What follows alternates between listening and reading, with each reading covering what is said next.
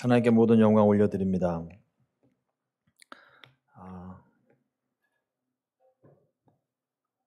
제가 저희 교회에서 말씀 나눌 때는 항상 하는 멘트가 있는데요. 저희 교회다 생각을 하고 오늘 그 마음으로 말씀도 전하고 함께 예배했으면 좋겠습니다. 예수 그리스도는 어제나 오늘이나 영원토록 동일하신 하나님이십니다. 우리 전후자에 계신 분들과 인사 나누실 때 사랑의 주님께서 이 자리에 함께 하십니다. 서로 인사 나누겠습니다.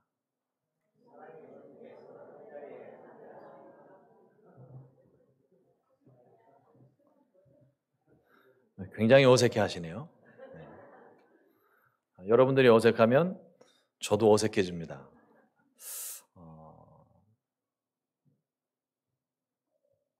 2000년 전 예수님께서 우리를 위해서 보이셨던 그 사랑은 시간이 지나도 변함이 없습니다. 또 예수님께서 살아계셨고 지금도 살아계시고 또 다시 오실 것이기 때문에 그 사랑이 우리에게 끊임없이 부어지는 거예요. 항상 그 사랑 안에 머무는 저와 여러분들. 그래서 우리 가운데 베풀어 주시는 그 사랑을 매일매일 하나씩 배우면서 깨달아가는 은혜 있는 삶이 되기를 우리 주님의 이름으로 축복합니다. 한 번 더 우리 선포하겠습니다. 우리 교회 좋은 교회. 우리들은 복받은 성도. 좋은 일이 일어납니다. 좋은 일이 일어납니다. 좋은 일이 일어납니다. 우리 옆에 계신 분들하고 인사 나누실 때 제가 두 가지를 주문합니다. 첫 번째는 내가 복을 받고 싶은 만큼 옆 사람을 축복하는 거예요. 간절함으로 옆 사람을 축복하는데 한국 사람이 제일 못하는 게 아이 컨택이라고 그래요. 인사할 때 눈과 눈을 마주치지를 못합니다. 상대방 정수리나 받지 눈을 보지를 못해요. 이 시간에 인사하실 때 전후 좌우 3초 이상입니다. 그러니까 토탈 3초가 아니고요. 한 사람당 3초, 4명이니까 12초. 제가 지금부터 시간을 재겠습니다. 우리 옆에 계신 분들하고 인사 나누실 때 예수님 안에서 좋은 일이 있습니다. 서로 인사 나누겠습니다.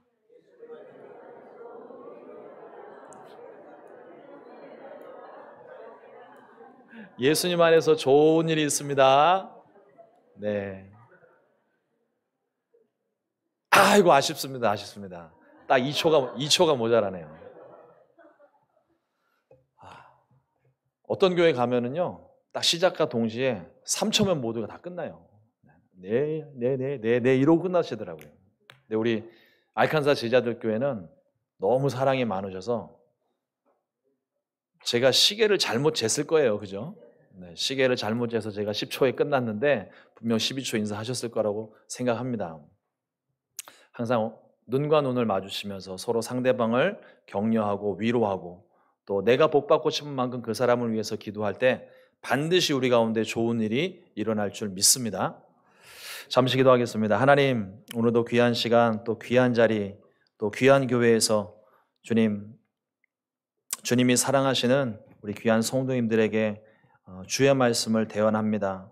부족한 종에게 주신 그 은혜의 말씀, 생명의 말씀이 이 시간 선포될 때에 주께서 말씀하시는 것이 되게 하시고 사람의 종의 자취는 다 감추어 주시고 오직 주님만 나타나서 주의 말씀을 선포하고 듣는 우리 모두가 함께 은혜가 될 수 있도록 도와주시옵소서. 하나님, 성전 문턱에 발을 내딛는 그 순간부터 하나님의 은혜가 시작되었사오니 세상으로 향한 모든 관심과 생각들이 이 시간 멈추어지게 하시고 주님만 바라보고 주님만 예배하는 시간 되도록 인도하여 주시옵소서. 오늘도 주께서 우리 가운데 함께 하심을 믿사옵고 예수님의 이름으로 기도드렸습니다. 아멘. 오늘 함께 봉독한 말씀 가지고 겨자씨 한 알의 믿음이라는 제목으로 함께 말씀의 은혜를 나누겠습니다. 어렸을 때 교회 학교에서 배웠던 찬양, 지금은 다 잊어버리고 교회 학교에서도 절대 부르지 않는 추억의 명곡이 하나 있습니다.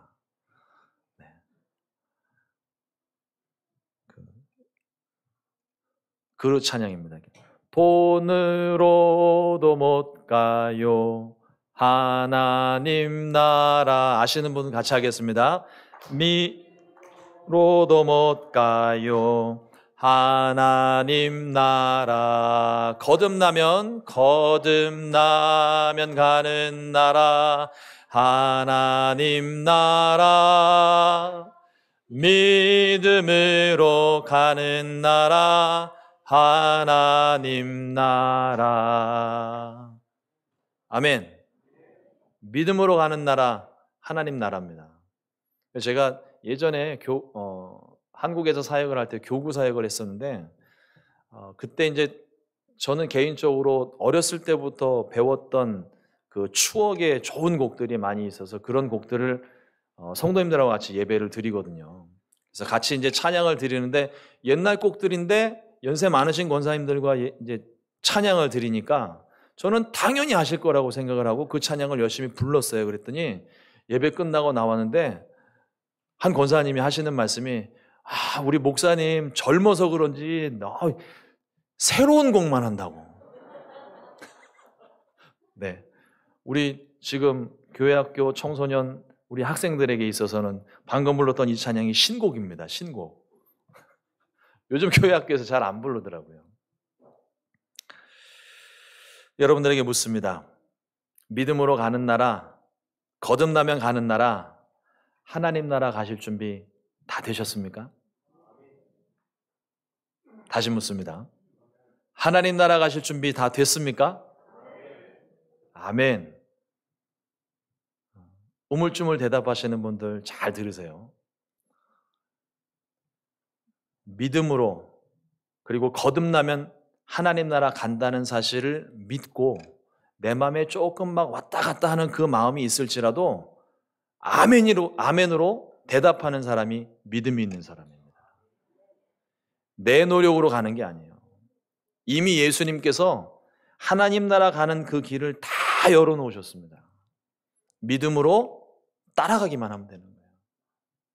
여러분들 그 믿음 가지고 우리 모두 다 하나님 나라에서 여기서도 뵙고 하나님 나라에서도 뵙는 은혜가 있기를 주님의 이름으로 축원합니다. 하나님 나라는 오직 믿음으로 가는 나라입니다. 거듭 말씀드리지만 믿음이면 충분합니다. 다른 거 더 할 필요 없어요. 주일 성수하고 헌금하고 말씀 암송하면 가는 나라 아닙니다. 이 말씀 드리면 꼭 이 말씀을 이렇게 해석하시는 분들이 있어요. 그러면 주일 성수 안 해도 되겠네? 헌금 안 드려도 되겠네? 말씀 암송 안 해도 되겠네? 전도 안 해도 되겠네? 꼭 이렇게 해석하시는 분들 있습니다. 여기는 안 계실 거예요. 그죠? 주일 성수하지 말란 소리 아니고 헌금하지 말란 소리 아니고 말씀 암송하지 말란 소리 아니고 전도 안 해도 된다는 말씀이 아니라 우리가 이 모든 것들, 지금 말씀드린 것들은 신앙생활에 있어서 반드시 필요한 거예요. 다만 구원의 문제는, 영혼의 문제는 주님을 믿어야만 구원받는 것이고 그 믿음으로 영생을 얻게 된다는 말씀입니다.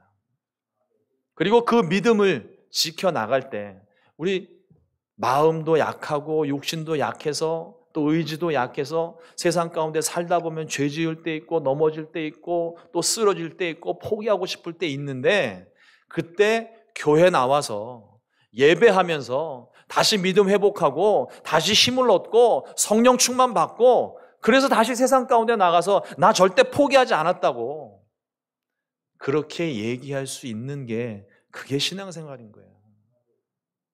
평생토록 그렇게 하는 겁니다. 그러니까 절대로 주일 성수 어기지 마시고요.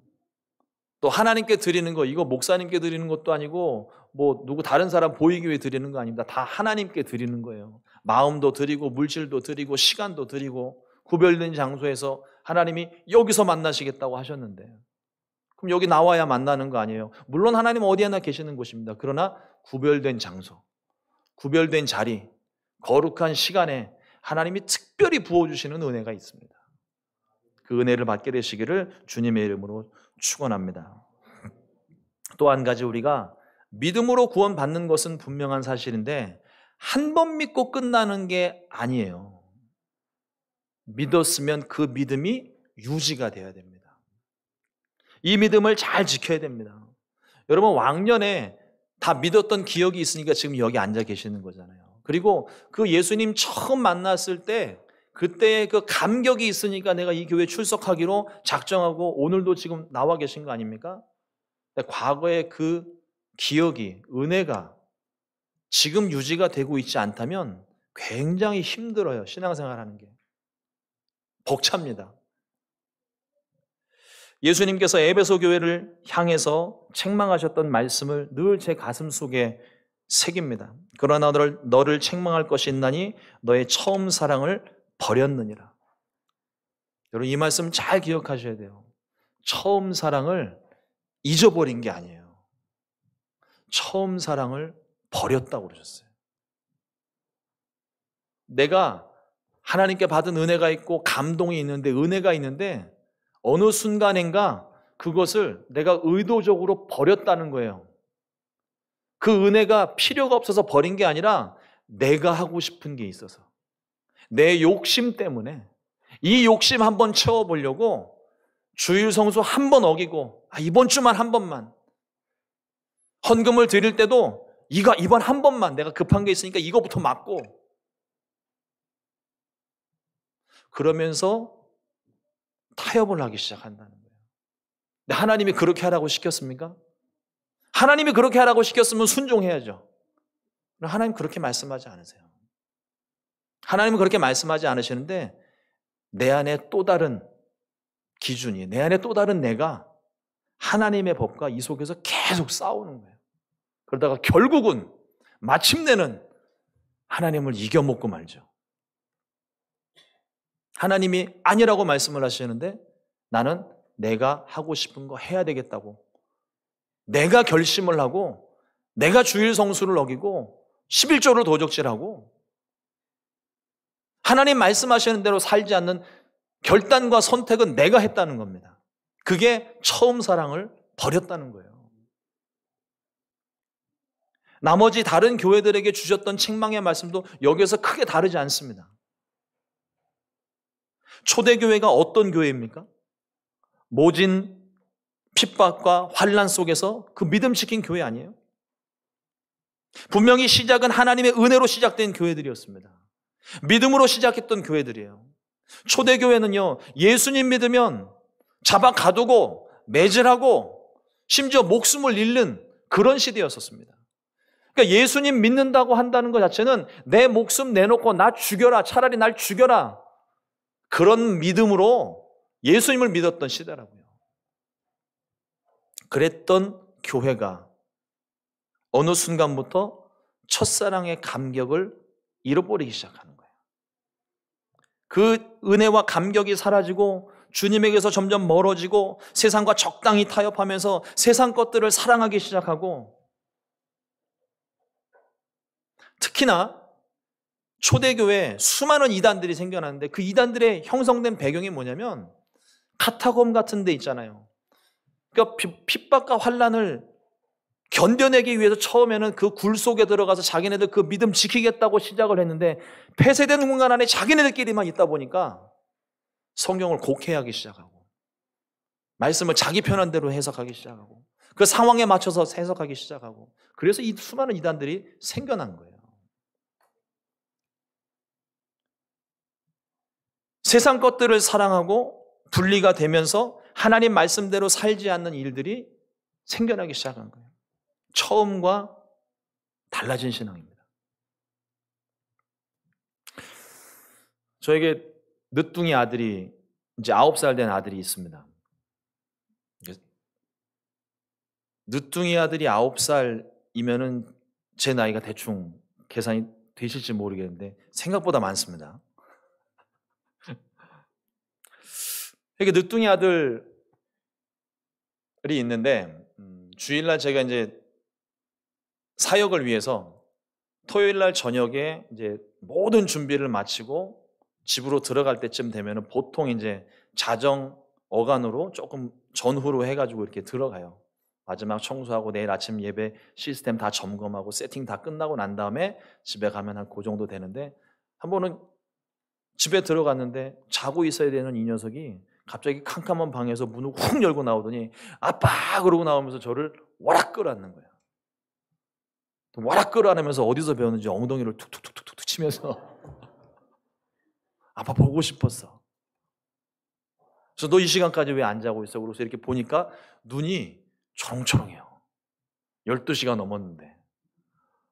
그래서 다음날 주일인데 아침 일찍 일어나서 준비하고 교회를 가야 되는데 재워야 될 것 같아서 저도 피곤하고 얼른 옷만 갈아입고 이제 아이부터 재우기 시작하는 거예요. 뭐 자장가를 불러주고 토닥거려주고 이제 자야 된다. 내일 아침에 너 교회 일찍 가려면 일찍 일어나야 되는데 일찍 일어나면 어쩌고저쩌고 막 주저리저리 막 얘기를 하고서는 있는데 자기가 싫은 거예요. 아내한테 물어봤더니 낮에 잠을 조금 잤대요. 잠자긴 글렀구나. 어쨌든 간에 재워야 되는데 재우려고 계속 두들기니까 이 녀석이 갑자기 제 품 안에 훅 파고 들어오더니 아빠 내일 교회 가는 날이지? 난 너무 좋아. 그 얘기를 하는데 뭔가 망치로 한 대 쾅 맞은 느낌이었어요. 앞서 말씀드린 것처럼 토요일 날 저녁에 저는 가족들과 주말 시간을 잘 못 보냅니다. 왜냐하면 주일 사역이 있다 보니까 여기에 온 신경이 집중이 돼요. 아무것도 할 수가 없어요. 애들하고 같이 놀아도 짜증만 내는 거예요. 왜냐하면 난 빨리 가서 교회에 가서 예배 준비를 해야 되는데 이게 막 설교 준비해 놓은 것도 흐트러지면 안 되니까 막 되게 예민하거든요. 차라리 제 아내가 그럴 거면 차라리 교회 가 있으라고 저에게 시간을 허락해주고 오전에만 좀 이렇게 뭐 집안일 좀 도와주고서는 이제 오후에는 교회 가 있거든요.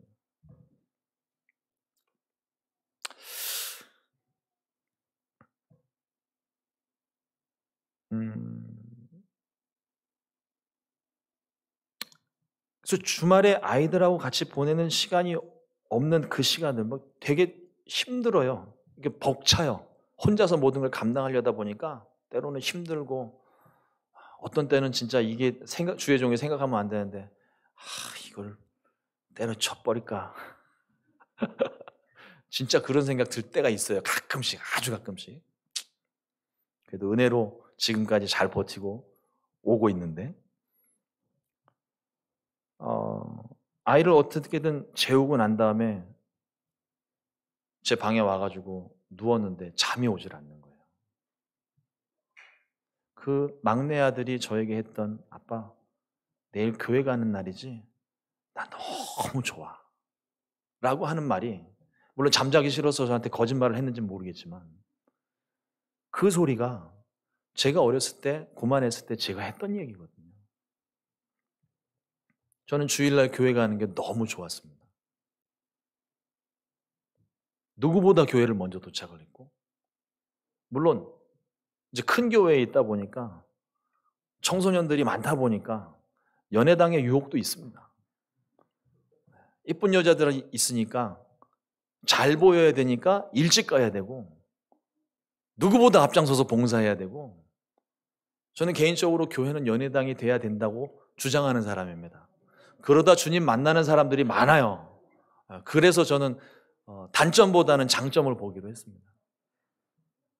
제 아내도 교회에서 만났고요.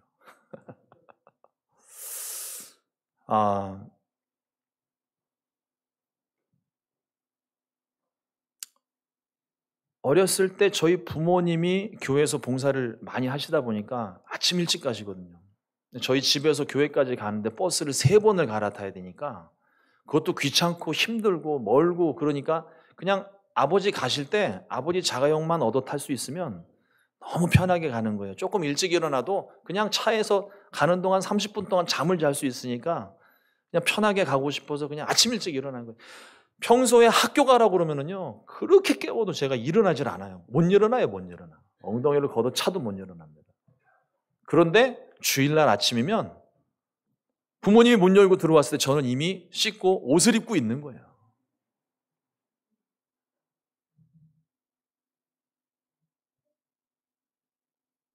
지금 생각해도 신기할 정도입니다.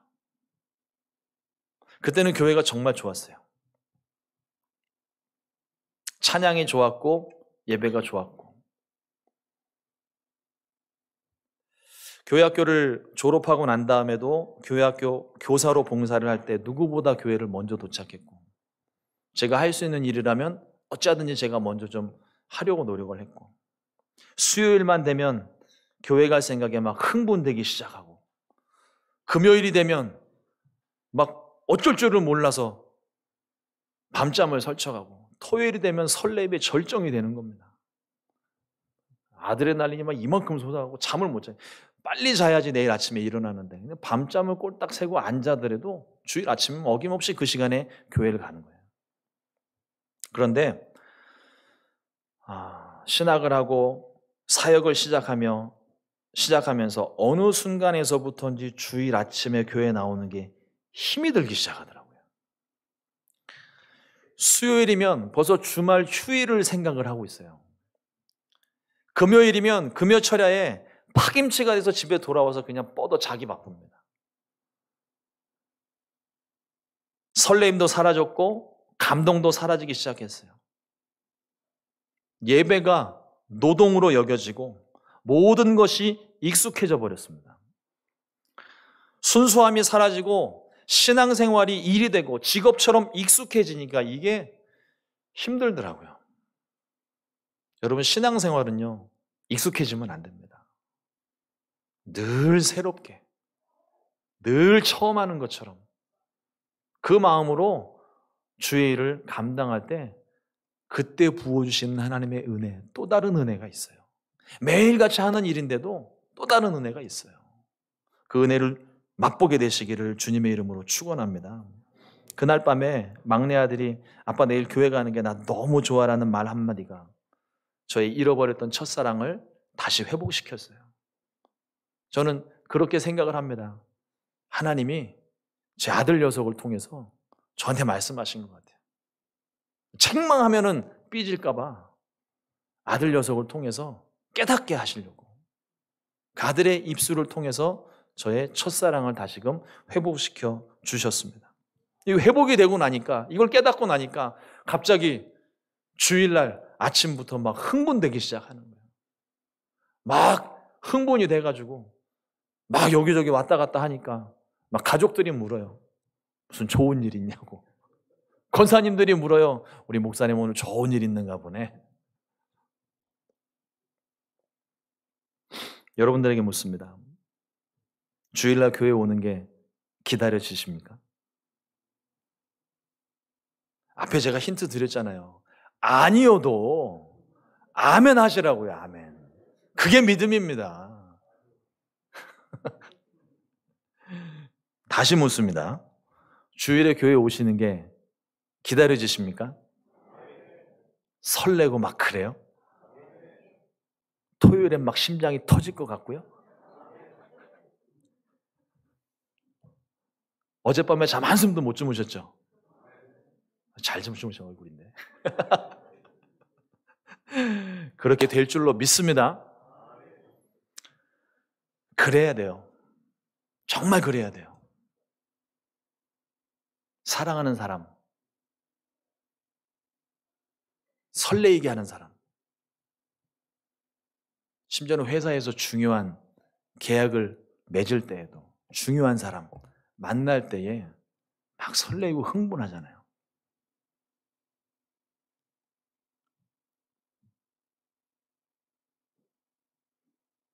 근데 주일은 나를 위해 자신을 포기하셨던 주님을 만나는 날 아닙니까?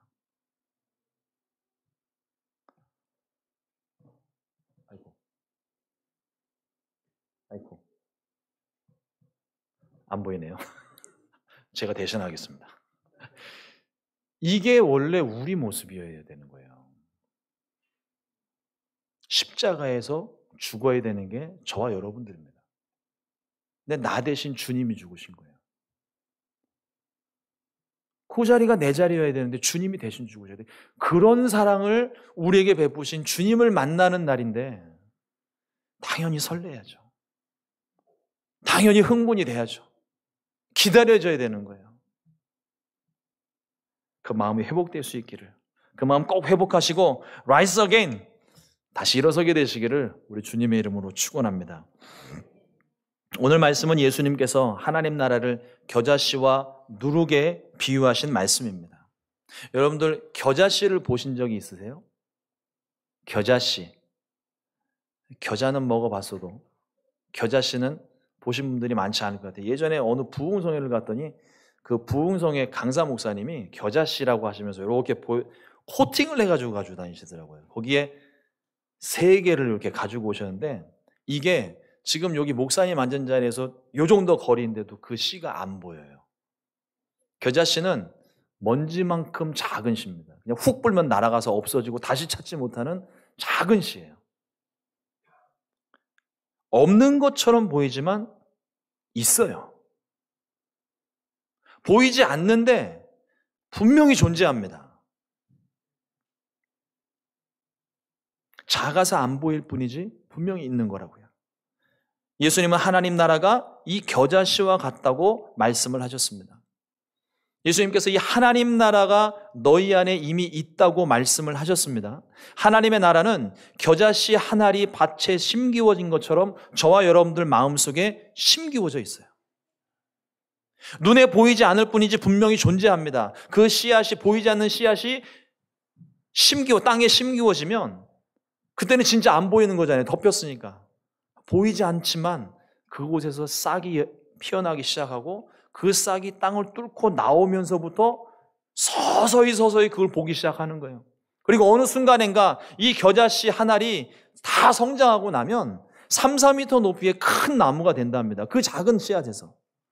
그 큰 나무가 되었을 때 거기에 각종 새들이 깃들여 쉼을 얻을 수 있는 그런 나무가 된다는 것이죠. 저와 여러분들의 마음 가운데 심기워진 하나님 나라가 그런 나라인 거예요. 지금은 그 하나님 나라가 뭔지 잘 모르는 것 같아요.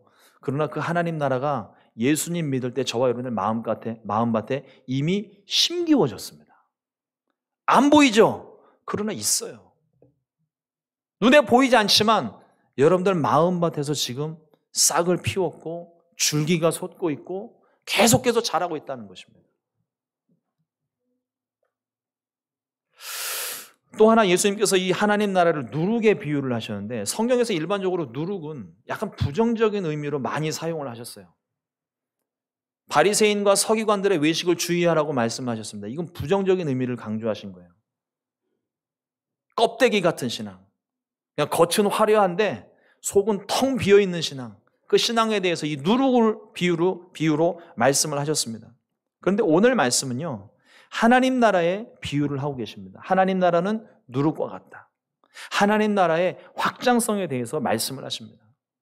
누룩을 넣은 빵은 발효 과정을 거쳐서 생각보다 크게 부풀려지잖아요.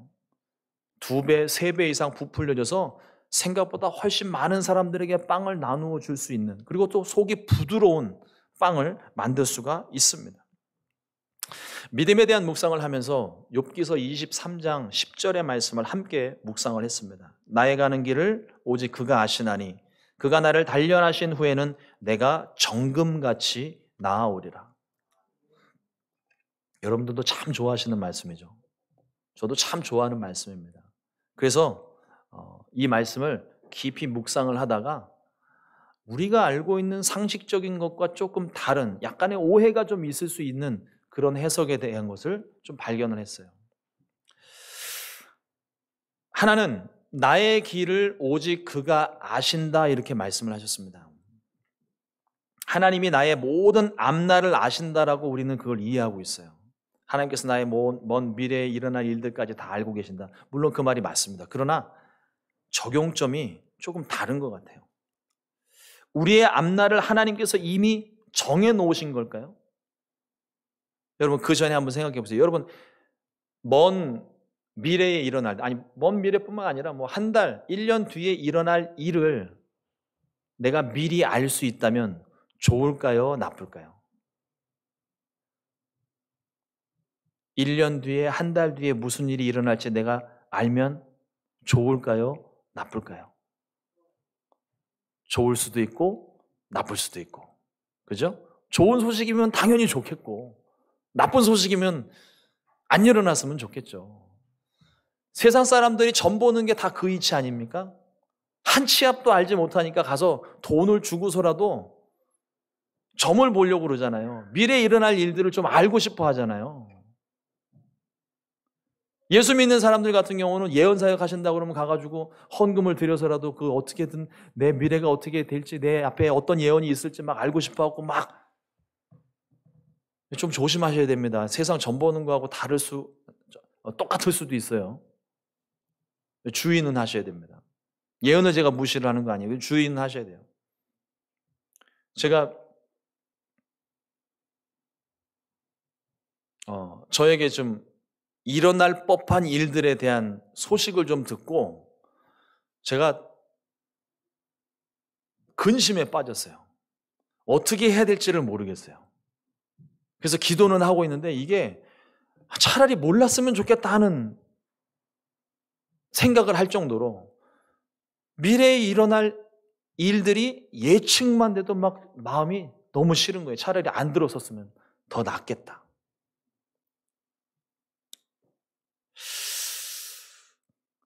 하나님께서 나의 가는 길을 아신다라는 것이 나의 삶이 예정되어져 있는 그 말씀을 말씀하시는 게 아닙니다. 나의 삶이 정해져 있다? 그러면 구원받을 사람, 구원받지 못할 사람 다 정해져 있다고 말씀하시는 건가요? 하나님 공평하신 하나님이시잖아요. 근데 구원받을 사람이 정해져 있고 구원받지 못할 사람이 정해져 있다면 하나님 불공평하신 거 아닙니까? 요한복음 3장 16절 말씀에 말씀하시기를 하나님이 세상을 이처럼 사랑하사 독생자를 주셨으니 이는 그를 믿는 자마다 멸망하지 아니하고 영생을 얻게 하려 하심이니라. 그를 믿는 자마다. 구원받고 구원 못 받고가 이미 정해진 게 아니라 믿으면 구원받는다는 거예요. 믿으면. 누구든지 주님을 믿기만 하면 구원을 받고 영생을 얻습니다. 누구에게나 하나님의 예정된 계획이 있겠지만 개인의 순종 여부에 따라서 계획이 변경되기도 하고 돌아가기도 하고 또 다른 하나님의 플랜이 가동되기도 합니다. 하나님께서 나의 가는 길을 아신다라고 하시는 이 말씀의 의미는 우리가 만나는 모든 문제 상황에서 우리가 마땅히 선택해야 될 일, 우리가 마땅히 따라가야 할 일들, 우리가 마땅히 해야 되는 일들, 지켜야 되는 일들, 이러한 것들을 하나님이 알고 계신다는 의미예요. 그 길로 우리를 인도하신다는 말씀입니다. 조금 다른 의미로 재해석하자면 하나님의 뜻대로 순종할 것을, 하나님이 기대하시는 그 길에 우리가 순종하며 설 것을 하나님이 기대하신다는 의미예요. 그 길 가운데 우리를 사망의 은심한 골짜기로 주님이 인도하시겠습니까? 푸른 초장 쉴만한 물가로 우리를 인도하시는 목자시잖아요. 우리를 어찌하든지 먹이시고 살리시고 입히시고 고치시고 회복시키려고 하시는 것이 우리 하나님의 뜻인데, 그럼 우리가 그 길을 인도하실 때 그 길로 나아가는 것이 하나님이 기대하시는 것이고 그렇게 되기를 원하고 우리를 인도하시는 것인데, 우리의 선택은 그럼 어떻게 돼야 됩니까? 그 길을 가야 되는 거잖아요. 하나님이 기대하시고 원하시는 그 길에 우리가 서야 되는 거잖아요. 그게 순종이잖아요. 하나님의 뜻대로 순종할 것을 기대하신다는 의미. 그리고 또 다른 오해 중에 하나가 뭐냐면 정금에 대한 부분인데요. 정금같이 나오는다는 것은 여러분들 어떤 이미지일까요? 우리 앞에서도 우리 함께 찬양을 했었는데 정금같이 나아오리라. 여러분, 정금 같은 믿음에 대한 우리의 전통적인 이미지는 단단한 믿음을 이야기합니다. 그죠? 흔들리지 않는 단단한 믿음. 대부분의 사람들이 이 정금같이 나오는 것을 고난을 뚫고 나오는 단단한 믿음으로 이해를 하고 있어요. 결과적으로 보면 틀린 말은 아닙니다. 그런데 조금 더 우리가 생각해 볼 것은 정금이라고 하는 것은 쉽게 말하면 순금을 이야기하는 건데, 순금 99.99%의 순금 딱딱한가요? 물론 금 1kg짜리 덩어리로 머리를 맞으면 되게 아플 거예요. 근데 그 순금 99.99%의 그 순금 정말 딱딱하기만 합니까?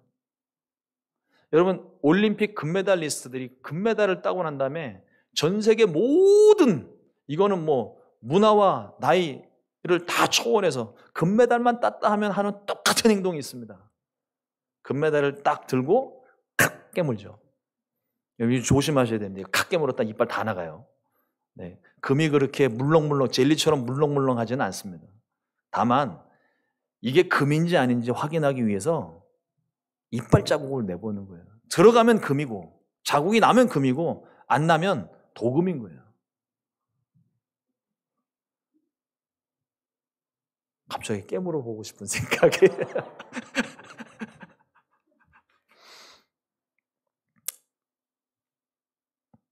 진짜 금인지 아닌지를 확인하는 방법으로 눌러보는다는 겁니다. 단련된 후에 정금같이 나온다는 말은 금을 정제하는 과정에서 뜨거운 불 속에 그것을 그 원석을 넣어가지고요 모든 불순물들을 다 녹여버리고 태워버리고 금만 남기는 거예요. 사람이 하는 일이다 보니까 100%가 안 돼요. 그래서 99.99%라고 이야기를 하는 거예요. 모든 불순물들을 다 태워내고 난 다음에 남는 것, 그게 순금입니다.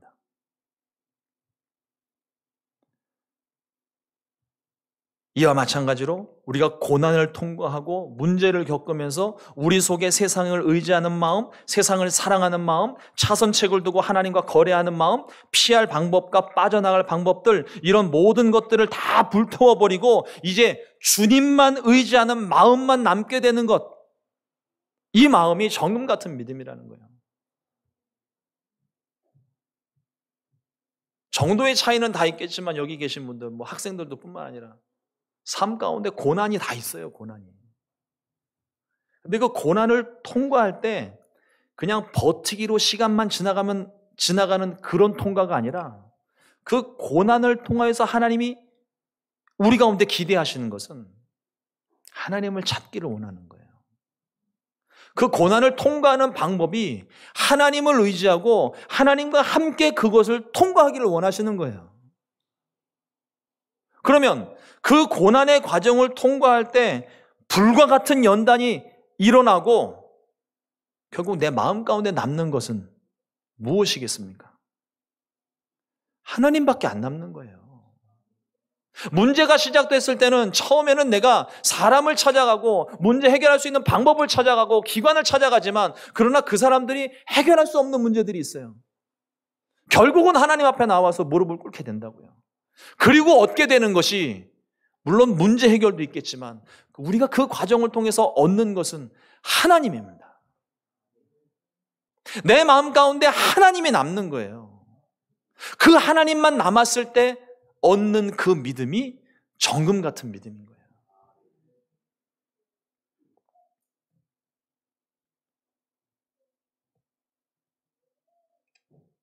그 정금 같은 믿음, 앞서 말씀드린 것처럼 그 정금에 손톱 자국을 내면 자국이 남는다고 그랬잖아요. 그 자국이 여러분 그 고난을 통과하고 난 다음에 때로는 상처로 남을 수 있고 아픈 흔적이 될 수 있습니다. 우리 뭐 기억을 가지고 있다 보니까 아픈 기억들 그때 생각을 하면 갑자기 막 혈압이 상승하고 막 속에서 막 욱하는 것들이 올라올지도 몰라요. 그러나 그런 고난의 과정들을 통하여 생긴 상처와 아픔들이 이제는 더 이상 흉터가 아니라 주님의 사랑을 경험했던 흔적입니다. 흔적. 영광의 상처라고 그러잖아요. 정금 같은 믿음에 수많은 흔적들이 남겨지면 남겨질수록 그 인생이 값어치가 있는 거예요. 이 강력한 믿음, 그러니까 그 하나님만 남는 그 믿음을 가진 것이 그 강력한 믿음의 결과를 보고 단단한 믿음을 생각해 볼 수는 있겠지만 정금같이 된다는 것의 진짜 의미는 순수한 믿음, 하나님이 팥으로 메주를 쓴다고 해도 100% 믿는 믿음, 그 믿음을 말하는 거예요. 그러면 우리가 어떻게 하면 이 믿음을 가질 수 있을까요? 의외로 간단합니다. 주님을 내 삶의 주인으로 모셔드리면 돼요. 굉장히 간단하죠. 근데 제일 어려운 게 기본적인 거예요. 기초적인 게 제일 힘들어요. 가장 기본적인 게 제일 지키기 어려운 거예요. 그걸 유지하는 게 쉽지가 않다고요. 나의 주인으로 모시고 그 말씀에 순종하면 된다는 겁니다. 그런데 이게 간단해 보이지가 않아요. 머리로는 이해가 돼요. 말씀하시는 대로 하라고 그러시면은 그냥 말씀하시는 대로 내가 순종하면 된다. 뭐 어려운 거 없네. 근데 실제 문제 만나고 하나님 말씀 듣기 시작하면 복잡합니다. 왜 그럴까요? 이 기본적이고 쉬운 게 지켜지지 않는 이유. 왜 그럴까요? 우리가 생각이 많아서 그래요. 경험이 많아서 그래요. 벌써 인생에 연륜이 쌓이신 분들, 뭐 심지어 우리 중고등부 학생들, 유스 청소년들만 하더라도 벌써 친구들과의 관계에서 수많은 관계와 경험들이 막 쌓였잖아요. 그러다 보니까 어떤 문제를 딱 만나면 벌써 계산 쫙 되는 겁니다. 이렇게 하면은 내가 손해를 볼 것 같고, 이렇게 하면 조금 더 이익을 볼 것 같고, 또 이렇게 하면은 중간에서 어느 정도 뭐 나쁘지 않게 가는 것 같고, 그럼 내가 여기서 좀 어떻게 선택을 해야 되지? 사람들의 선택의 기준이 무엇입니까? 나에게 유익이 되는가 안 되는가, 내 호주머니가 채워지는가 안 채워지는가, 이게 기준이잖아요. 그러다 보니까 하나님이 말씀을 하셨는데 벌써 머릿속에 계산 딱 되고 나니까 하나님 말씀이 더 이상 계산 끝나면 하나님 말씀 안 들어와요. 그 말씀대로 지켜 행하면 손해볼 게 뻔한데 안 들어오죠. 하나님 말씀이 들릴 때 우리가 그 정금 같은 믿음으로 하나님 말씀에 순종할 수 있는 유일한 방법은요, 계산하지 않는 겁니다. 계산하지 않는 거예요. 계산하면 못해요. 일단 계산하면 이미 때를 놓치는 거예요.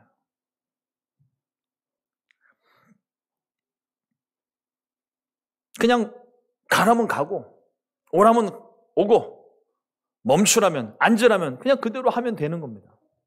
계산할 필요 없죠. 저는 개인적으로 군 생활을 했을 때가 제 인생 가운데 제일 편안한 시간이었다고 저는 생각을 합니다. 물론 후방에서 사역을 해서 그런지는 모르겠지만, 네, 사역을 하면서 저는 박격포 부대 소속이었는데 후방이라고 장갑차를 안 주더라고요. 장갑차 장착용인데 손으로 들고 다니는 박격포가 아니고 장갑차 장착용인데 그거를 장갑차가 없어서 다 들고 다녔어요. 저희 선임들은 다 무릎 나가서 다 의가사 제대하고, 주의 은혜로 저는 의가사 제대는 하지 않고 다치지 않고 건강하게 제대를 했는데, 군생활이 편했던 이유가 뭐냐면 몸은 힘들죠. 포판 들고 다니고, 이거 포판 하나가 80kg인데 두 명이서 나눠서 드는 거거든요. 몸은 힘들어요. 땅 파고 포판 들고 뭐 포열 정리하고 포탄 날르고 뭐 그러면 힘들죠. 근데 마음이 편해요. 왜 마음이 편한가? 중대장 시키라면 시키는 대로 하면 돼요. 서라면 서고 파라면 파고 까라면 까고, 이쪽 짐지 점령 그러면 와 하고 가가지고 올라가서 딱 점령을 했는데 갑자기 중대장이 이 산이 아닌가 보다, 저쪽으로 가자. 그러면 또 쫙 하고 내려가지고 갖다 놓고. 군생활이 참 편해요. 시키면 시키는 대로 하면 되니까. 진짜 편한 이유가 뭐냐면 몸은 힘들지만 내가 그 일에 대해서, 잘못된 일에 대해서 내가 책임질 이유가 하나도 없는 거예요. 나는 명령받고 했기 때문에 명령을 내린 사람이 책임을 져야 되는 거잖아요.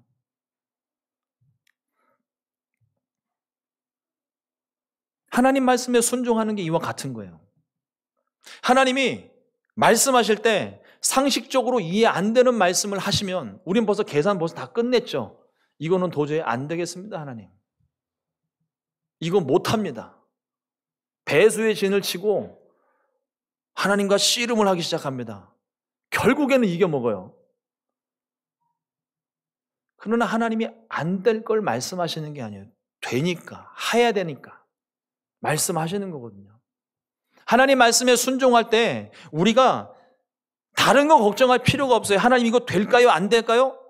그건 우리 책임이 아닙니다. 말씀하신 분 책임인 거예요. 되고 안 되고는 말씀하신 분이 책임지시면 되는 거예요. 내가 할 수 있는 일은 말씀하신 분 그 말씀에 순종하는 겁니다. 가라면 가고 오라면 오고 내 집을 채우라 그러면 채우고 거기에 뭐 우리의 생각과 내 경험과 판단과 이게 의미가 없는 거예요. 의미가 없는 거. 하나님이 말씀하신 거잖아요. 되고 안 되고도 하나님이 다 책임지실 거예요. 내가 책임질 테니까 일단 넌 해. 제 삶 가운데서 몇 번 안 되는 하나님의 음성을 직접적으로 듣는 기회가 있었는데 제일 제 마음 가운데 깊숙하게 자리 잡고 있는 것 중에 하나가 뭐냐면 제가 어떤 일들이 될까요? 안 될까요? 하나님께 막 묻고 있으니까 하나님이 얼마나 급하셨는지 진짜 육성처럼 들려주셨어요. 네가 하는 거 아니고 내가 하는 거야. 일단 해. 진짜 그 말씀이 귓가에 생생하게 들리는 거예요. 누가 봐도 안 되는 일이에요. 있을 수도 없는 일이에요. 그런데 하나님이 하라고 그러시는 거예요. 안 된다고 그랬더니 그건 네가 하는 거 아니야. 내가 하는 거다. 순종했더니 진짜 되더라고요. 하나님 말씀에 순종하면 하나님이 기적을 일으키십니다. 애벌레는요, 번데기라는 과정을 거쳐서 나비가 될 수 있습니다. 이건 정말 중요한 과정이에요. 애벌레가 번데기가 되지 않으면 절대 나비가 될 수 없습니다. 어느 날 갑자기 애벌레가 갑자기 후룩 하고 나비가 돼서 나오는 게 아니잖아요. 우리 어렸을 때 자연 시간에 배운 것처럼 나뭇잎 뒤에 요만한 번데기 하나 이렇게 만들어져서 붙어 있다가 며칠 지나고 나면 이게 가운데가 쫙 쪼개지면서 날개가 쫙 펴져가지고 하루 밤새도록 이거 말려서 그 다음에 훨훨 날아가는 게 그 나비, 우리가 배웠던 나비의 모습이잖아요. 애벌레가 번데기가 되지 않으면 나비가 될 수 없습니다. 그런데 더 중요한 것은 번데기 속 안에서의 변화예요. 번데기 속에서 진짜 변화가 시작이 됩니다. 겉으로는 아무 표시가 안 나요. 그냥 번데기가 어느 날 생겼어요. 그런데 이게 아무 변화가 없는데 일주일쯤 지나고 나니까 등이 터져서 텅 비어 있어요. 처음 시작할 때는 짝대기 같은 작은 날개도 없는 뭐 모양도 완전히 다른 그런 애벌레의 모습이었습니다. 근데 번데기가 되고 난 다음에 그 안에서 하루 종일 조금씩 변화가 시작되는 거예요. 매일매일 변화가 시작되는 거예요. 끊임없는 변화를 통해서 마침내 나비의 모습으로 변하고 난 다음에 번데기가 탁 터지고 날개가 나와서 나비가 되어 날아가는 겁니다. 변화의 과정인 거죠. 만일 그 속에서 애벌레가 나비의 모습으로 변화되지 않으면 번데기까지는 되는데 그 번데기를 뚫고 나오지 못한다면 그 번데기 속에서 죽고 맙니다. 못 나오면 죽는 거예요. 변화가 일어나지 않아도 죽는 거예요. 우리의 속사람이 이와 같은 변화가 필요합니다. 끊임없이 변해야 되는 거예요. 겉으로는 아무 일도 일어나지 않는 것처럼 보입니다. 하지만 어느 순간이 되면 모든 것들을 뚫고 나와 나비가 되는 것처럼 내 삶 가운데 끊임없는 변화가 나타나야 어느 순간이 되었을 때, 그 하나님의 때라고 우리가 이야기하잖아요. 하나님의 때가 되었을 때 변화된 모습으로 나타날 수 있는 거예요. 언제 변했는지 우리는 알 수 없습니다. 그러나 하루도 쉬지 않고 변화가 일어납니다. 겉으로는 알 수 없지만 분명한 변화, 마치 겨자씨 한 알이 보이지 않는 것 같지만 분명히 존재하는 것처럼 눈에 보이지는 않지만 분명한 변화가 저와 여러분들 안에서 끊임없이 일어나고 있는 거예요.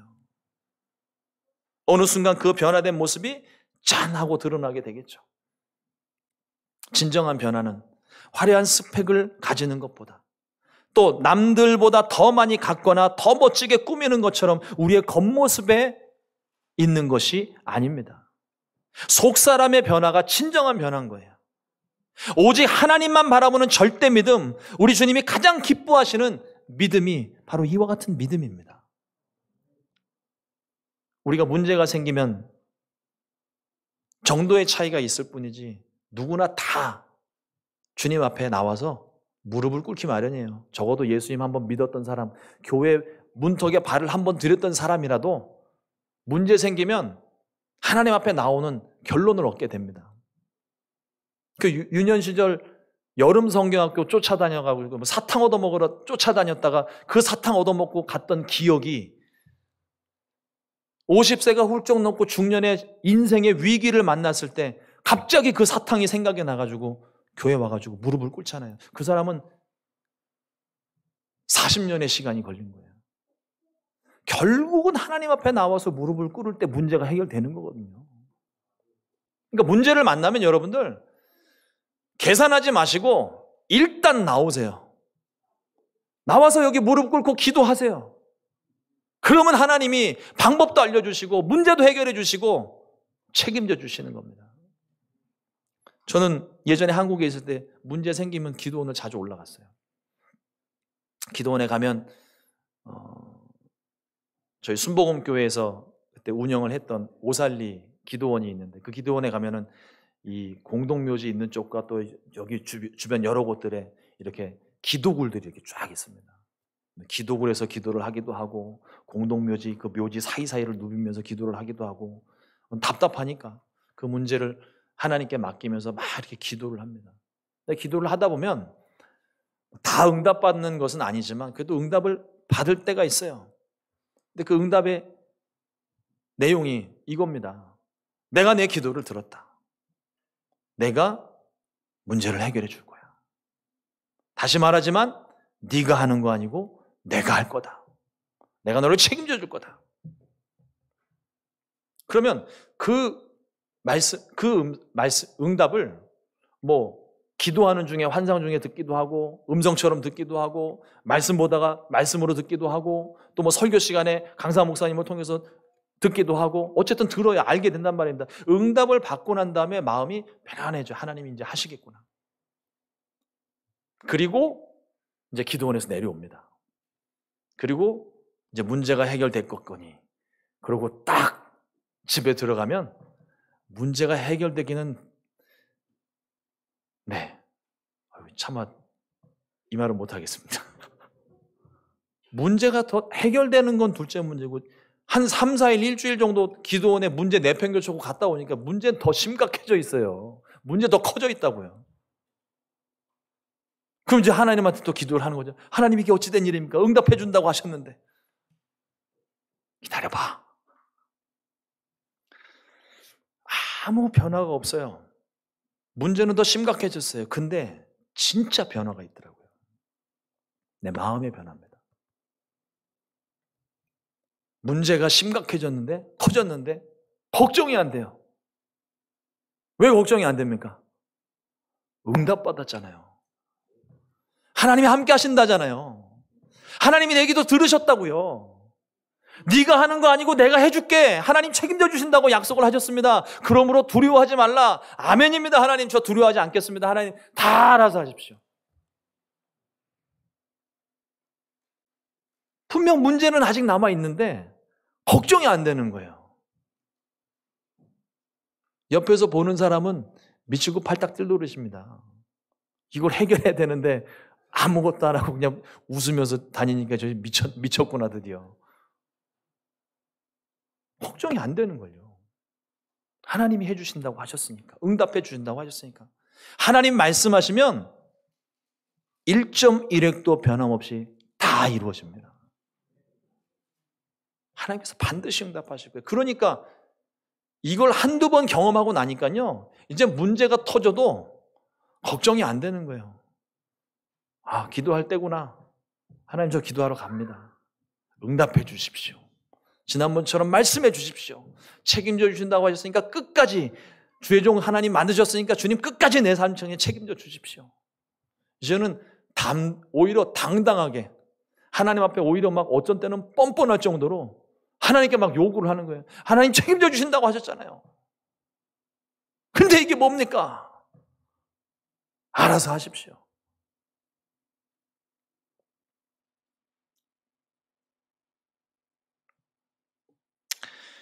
하나님의 응답을 받은 사람은 어떤 상황 가운데도 절망하지 않습니다. 낙심하지 않습니다. 포기하지 않아요. 하나님을 믿고 있기 때문에 다시 일어설 수 있는 기회를 얻습니다. 주님 손 붙잡고 다시 일어나는 거예요. 하나님이 응답을 주셨거든요. 내가 너와 함께 한다. 네가 하는 것이 아니라 내가 한다. 나는 너를 책임질 것이다. 그러므로 두려워하지 말아라. 상황은 변한 게 하나도 없습니다. 그런데 내가 편안한 이유는 하나님이 나와 함께 하시니까. 내 속사람이 변했으니까. 언제 변했는지는 모르겠는데 끊임없이 내 안에서 변화가 나타나고 마침내 문제를 만났을 때 변화된 내 모습이 드러난 거예요. 하나님이 함께 하시는 그 모습이거든요. 문제 해결 안 됐지만 믿음이 있으니까, 하나님이 있으니까 아무것도 문제가 되지 않는 겁니다.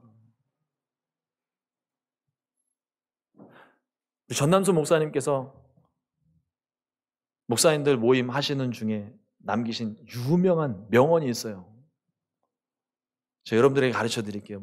이미 우리 성도님들께는 다 알려주신 것 같은데, 문제를 문제 삼으면 문제가 되고, 문제를 문제 삼지 않으면 문제가 안 된다. 동의하십니까? 안 믿으시는 것 같은데요? 한번 따라서 하겠습니다. 아멘. 아멘.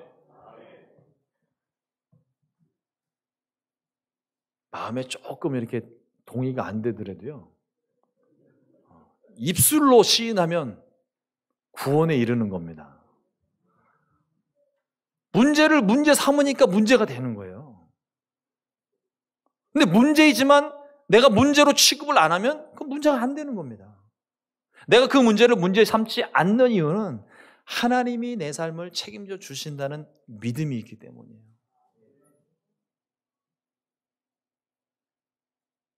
우리는 자꾸만 어떤 일들에 대해서 기도할 때, 문제 생겼을 때 내가 데드라인을 정해놓고 하나님 이날까지 응답해 주세요 이렇게 기도를 합니다.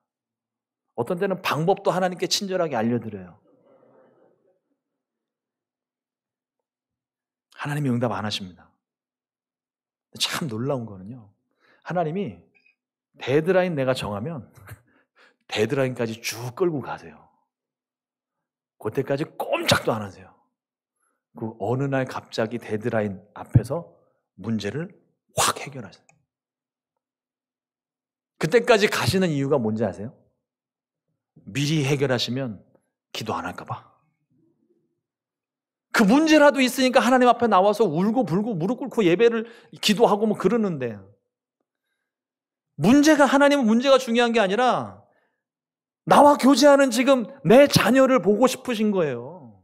문제는 하나님께 문제가 전혀 안 됩니다. 그렇지 않아요? 내가 데드라인 정했어요. 근데 데드라인 넘어가면 안 될 줄 알았는데 하나님은 데드라인 넘어가도 죽은 자도 살려내시고 없는 것도 다시 부르시고 모든 걸 다 해결하시는 분이, 시간 다 돌리고 뒤집는 분이 우리 하나님이십니다. 능력이 있으신 분이에요. 그 능력 있는 하나님을 내가 믿는데 왜 내가 데드라인을 정합니까? 왜 내가 내 방법대로 자꾸만 해결하려고 그러죠? 하나님이 해결해 주실 건데.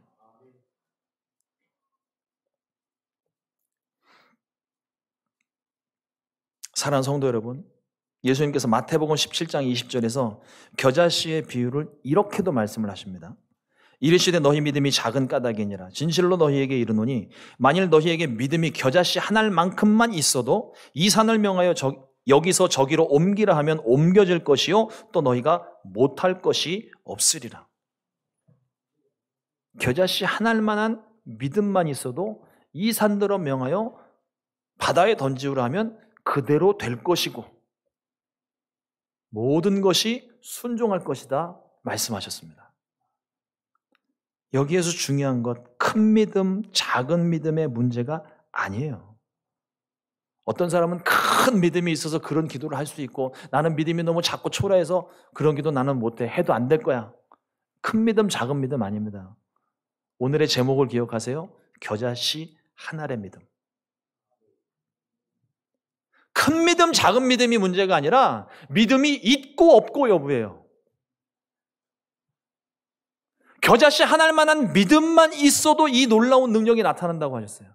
그러면 그 겨자씨 한 알만한 믿음은 큰 믿음입니까? 작은 믿음입니까? 눈에 보이지도 않아요. 작은 믿음이에요. 그러나 능력이 있다는 겁니다. 겨자씨 한 알만한 믿음일지라도, 아무리 작은 믿음일지라도, 보이지 않을 만큼 미비한 믿음일지라도 믿음에는 반드시 능력이 나타납니다. 믿음의 크기보다 중요한 것은 분명한 믿음, 확실한 믿음이에요. 온전하고 순수한 믿음, 오직 하나님만 의지하는 그 믿음에 역사하는 힘이 분명히 나타납니다. 어떤 목사님이 이 말씀에 크게 감동이 됐어요. 성령의 감동을 받고 기도를 해야 되겠다. 그래서 거실에 있는 창문을 쫙 열었습니다. 남산이 보이더래요. 그래서 믿음을 가지고 기도를 시작합니다. 하나님, 이 남산을 옮겨서 서해 바다에 던져주십시오. 겨자씨 한 알만한 믿음만 있어도 이 산더러 명하여 바다에 던지우라면 그대로 된다고 하셨으니까 내가 믿습니다. 이루어 주시옵소서. 하루 3번씩 기도를 하셨대요. 몇 날 며칠을 기도했는데 꿈쩍도 안 하니까 하나님께 이제 따지기 시작합니다. 하나님, 내가 이 정도 믿음도 안 됩니까? 겨자씨 한 알만한 믿음도 없는 겁니까? 왜 나는 안 되는 겁니까? 왜 응답해 주지 않으십니까? 그러고 막 기도를 했더니 하나님이 그때 뭐라고 말씀하시냐면 내 믿음이 크도다.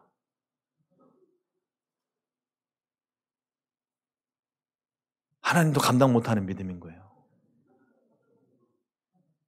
근데 저 남산 서해 바다에 던져서 뭐 하려고? 그렇잖아요. 남산은 하나님이 천지를 창조하실 때부터 거기 있었습니다. 남산 타워는 나중에 세워졌겠지만 남산은 원래부터 거기 있었던 거예요. 그 모든 걸 창조하시고 난 다음에 하나님이 보시기에 심히 좋았더라 말씀하시잖아요. 거기 원래 있어야 되고 거기 있는 게 아름다운 거예요. 멋있는 거예요. 근데 어느 날 갑자기 목사님이 하나님이 보시기에 좋았던 그 산을 옮기려고 하는 거잖아요.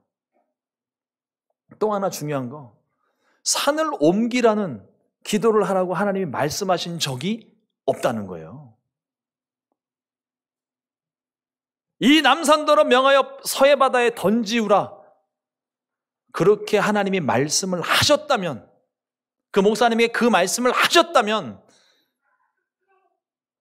남산은 지금 거기 없을지도 몰라요. 하나님 말씀이 없었습니다. 이 목사님은 자기 믿음을 확인하고 싶었던 거예요. 그 믿음을 확인하고 싶어서 이 기도를 했습니다. 거기 하나님의 뜻도 없고 하나님의 말씀도 없는 거예요.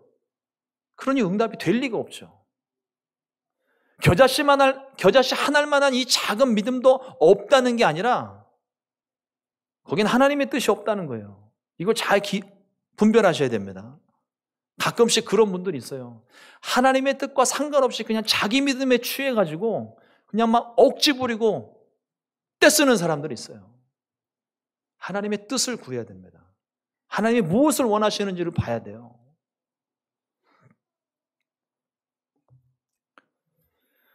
또 하나 우리의 작은 믿음을 시험하는 경우가 있습니다. 베드로가 물 위를 걸었어요. 저 어렸을 때 물 위를 걷고 싶어서 열심히 연습을 했습니다. 오늘 오신 분들 제가 잘 오셨어요. 제가 물 위를 걷는 비법을 알려드릴게요. 물을 어떻게 걷는 거냐면 오른발을 올려놓고 오른발 빠지기 전에 왼발 올리고 왼발 빠지기 전에 오른발 올리면 물 위를 걸을 수 있습니다. 저벅저벅. 집에 수영장 있으신 분들 오늘 가가지고 한번 해보세요. 오른발 좀 추우니까 안 되겠군요.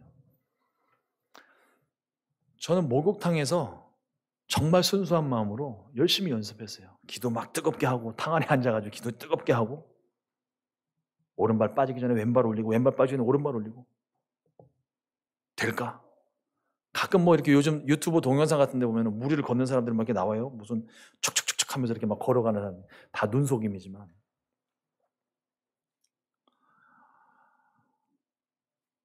아무리 연습을 해도 안 되고, 아무리 기도를 해도 나는 무리를 못 걷겠더라고요. 제가 믿음이 없어서일까요? 하나님의 말씀이 없었습니다. 하나님의 뜻도 거기 없어요. 베드로가 물 위를 걸을 때 결정적인 이유가 하나 있는데, 나로 명하여 물 위로 오라 하소서 했을 때 예수님께서 오라. 말씀이 있었다고요. 오라. 내게로 오라.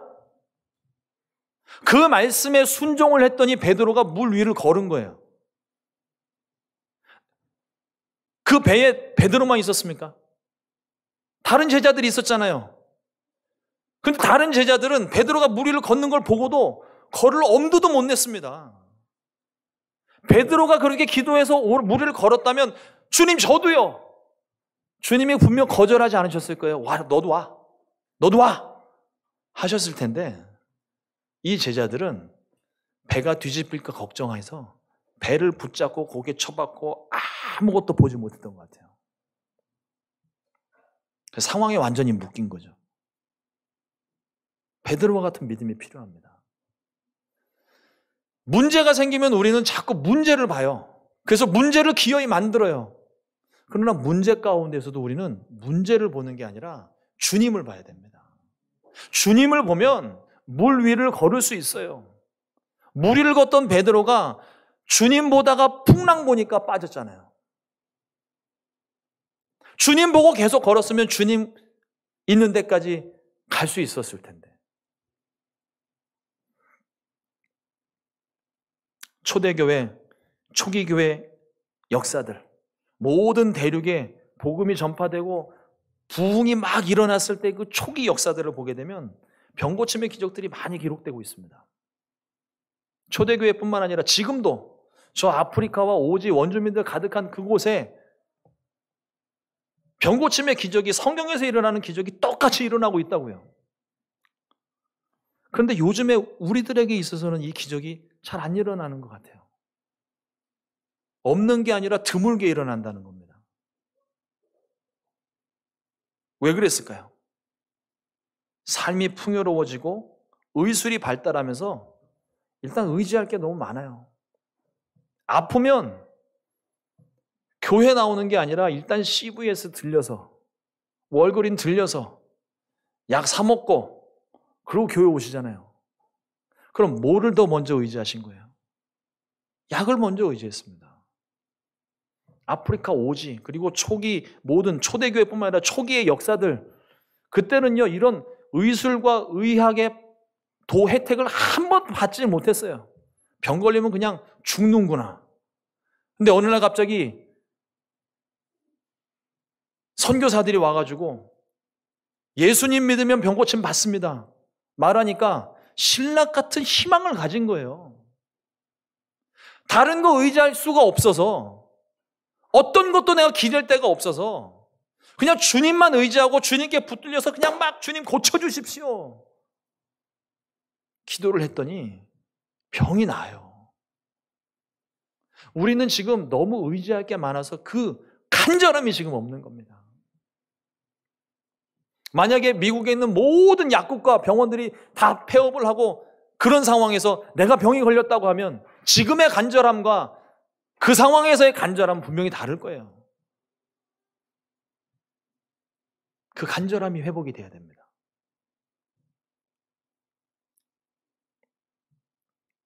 하나님의 능력이 약해진 게 아니에요. 기도에, 믿음을 가지고 하나님께 부르짖는 그 기도에 하나님이 응답하실 줄로 믿습니다. 잘 몰라도, 내가 배운 것이 없어도 순수하고 전폭적인 믿음, 하나님만 의지하는 절대적인 믿음, 그 믿음이 있을 때 하나님의 놀라운 역사를 경험하게 될 줄로 믿습니다. 하나님의 역사는 어제나 오늘이나 영원토록 동일하십니다. 지금도 기적이 일어나고 있어요. 겨자씨 하나과 같은 작을지라도 분명한 믿음, 정금 같은 순수한 믿음, 이 믿음을 회복하고 rise again, 다시 불과 같이 일어서시기를 우리 주님의 이름으로 축원을 드립니다. 우리의 처음 사랑을 다시 회복해야 돼요. 내가 버렸던, 잊어버렸던 과거에 그건 중요하지 않습니다. 다시 회복해야 되는 거예요. 내가 반드시 회복해야 되는 거예요. 그 열정과 그 믿음이 살아있어야 우리가 살 수가 있는 거예요. 이와 같은 믿음의 역사가 저와 여러분들의 삶 가운데 날마다 가득가득 일어나게 되기를 우리 주님의 이름으로 축원을 드립니다. 기도하겠습니다. 하나님, 오늘도 귀한 말씀 전하게 하시고 또 함께 은혜를 나누게 하신 것 감사합니다. 부족한 종의 말 중에 혹여라도 실수가 있다면 주님 용서하시고 가리워 주시고 성령께서 깨닫게 해주셔서 하나님의 말씀만 남을 수 있도록 은혜 허락하여 주시옵소서. 주님, 다시 한번 그 믿음 우리가 회복하기를 원하오니 주여 우리를 불쌍히 여겨 주시옵소서. 귀하신 예수님의 이름으로 기도드렸습니다. 아멘. 네, 우리 말씀 생각하고 잠시 동안만 우리 합심으로 기도했으면 좋겠습니다. 하나님, 이 믿음을 우리에게 회복시켜 주십시오. 이 믿음 아니면 안 됩니다. 나의 믿음 없음을 불쌍히 여기시고 주님, 우리의 믿음 없음을 도와주옵소서. 그 고백으로 하나님, 우리가 이 믿음 회복하기를 원합니다. 믿음을 다시 불같이 일어나게 해주셔서 우리 교회가 살고 개인이 살고 지역이 살고 나라가 사는 귀한 역사가 있게 해달라고 우리 주님의 이름을 한번 간절히 부르고 통성으로 기도합니다. 주여!